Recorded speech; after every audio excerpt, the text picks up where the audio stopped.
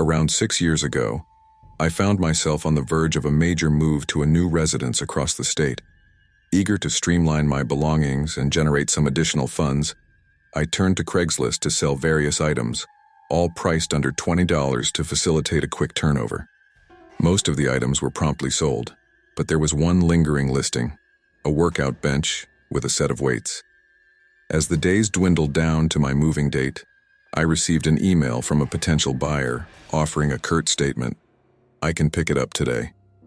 Our communication took an odd turn, with brief and ambiguous sentences, making the planning process unusually prolonged. Despite my reservations, I decided to share my address, considering the imminent nature of my move. When the purported buyer arrived, his demeanor seemed uneasy, standing silently with his hands in his pockets. I invited him in, but an unexpected knock on the door added tension to the situation. As I approached the door, the man unexpectedly grabbed my arm, leaving me unsettled. With the door opened, 3 more individuals entered my house. In a split-second decision, I bolted out the back door, seeking refuge in a neighbor's yard, while urgently dialing the police. The unnerving realization of what could have transpired had I remained inside during the intrusion lingered as I anxiously awaited the arrival of law enforcement. Unfortunately, the police were only able to collect limited evidence, underscoring the need for caution when utilizing platforms like Craigslist. My quest for outdoor furniture led me to Craigslist, where I stumbled upon a seemingly perfect set. Excited about furnishing my newly acquired backyard patio, I reached out to the seller, Jared, and arranged to meet at his residence the following day. Little did I know that this innocent pursuit would take an unexpected turn.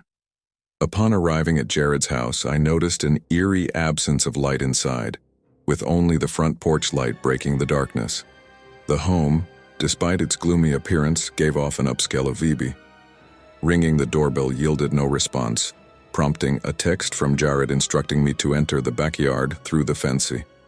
As I examined the furniture, Jared's behavior turned increasingly pushy, revealing a sudden and concerning shift in attitude. Unsettled, I declined the purchase, prompting him to approach with a menacing demeanor. Fueled by instinct, I sprinted to my car as he pursued, ultimately managing to escape imminent danger. Subsequent revelations unveiled that neither the house nor the furniture belonged to Jared. He was attempting to sell items that belonged to vacationing homeowners.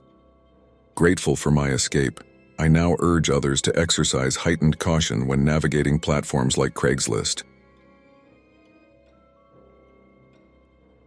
Back when my roommate and I were fresh out of college, we found ourselves in need of affordable housing. Scouring Craigslist for viable options, we stumbled upon a house that piqued our interest. With limited post-college funds, low rent offers on Craigslist appeared to be our best bet, so we promptly submitted a request to tour the property, including both our phone numbers. A few hours later, I received a call from the owner, Kim, who informed me that he could arrange a tour the following day.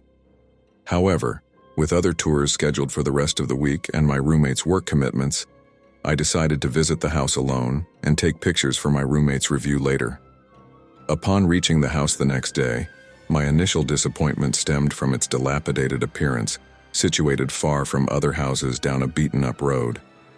The exterior was overgrown with bushes and grass, and parked in the driveway, my hopes dwindled even further.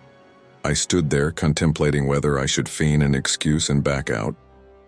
Just as I was about to retreat, a man emerged from the front door, and I found myself too committed to back out. Kim seemed eager to showcase the property, and reluctantly I followed along. However, the inside of the house proved to be equally disheartening, old and run down. As we toured the first floor, Kim listed numerous planned repairs, making promises that seemed too good to be true.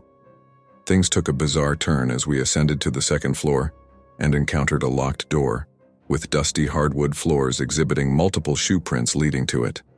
The prints were of varying sizes, all heading towards the locked room but none coming out. Within seconds, a sense of unease enveloped me. I walked down the hallway, passing by one of the rooms, and headed straight for the one with the mysterious shoe prints. Kim, seemingly unfazed, opened the door and urged me to take a look. Recognizing my growing nervousness, he insisted more forcefully this time. Fueled by adrenaline, I broke from the shock and ran down the stairs, back to my car. I sped away as the man chased me down the driveway. Dialing 911, I reported the incident, but by the time the police arrived, the house was empty. The room with the shoe prints, however, hinted at recent activity, suggesting that at least 2 individuals had been there. Shockingly, the house had been abandoned 8 years ago, and these individuals had been living there for some time. The incident remains a haunting reminder of the potential dangers lurking on platforms like Craigslist.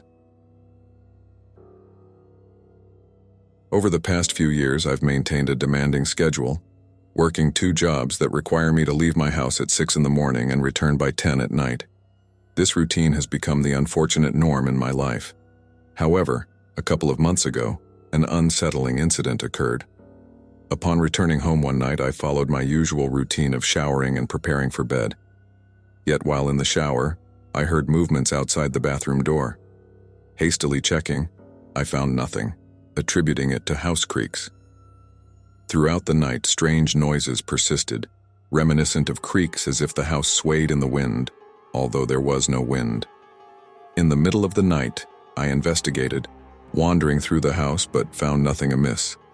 Exhausted the next morning, I relied on coffee to stay awake during a full day of work. Returning home fatigued, I yearned for a peaceful night's sleep. As I prepared to sleep, starting with a shower, I heard something outside the bathroom door again. This time, I was certain the sound was right outside, passing by and leaving the bedroom. Though unlikely, it seemed as if something had moved across my room. Feeling uneasy, I mustered the courage to check, finding nothing. Convinced of an odd occurrence within the walls or under the floorboards, I showered and retired just before midnight. Instantly waking up, I sensed something was wrong. In the darkness, the house was silent, yet I felt the disturbance tied to the previous night's sounds. Glancing at the door, I detected the slightest shadow movement.